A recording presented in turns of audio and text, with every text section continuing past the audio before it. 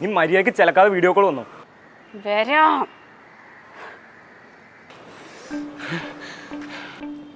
കണ്ടില്ലേ, ഞാൻ വീട്ടിലാ. എന്ത് കണ്ടില്ലേന്ന്?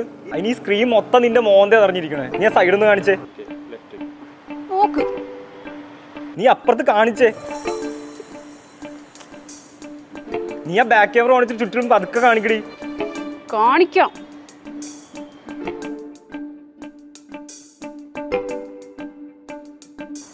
മാറിയ സംശയം.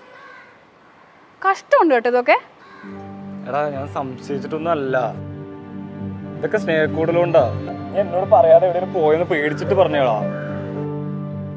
പിണങ്ങല്ലേ? വെച്ചിട്ട് പോണം.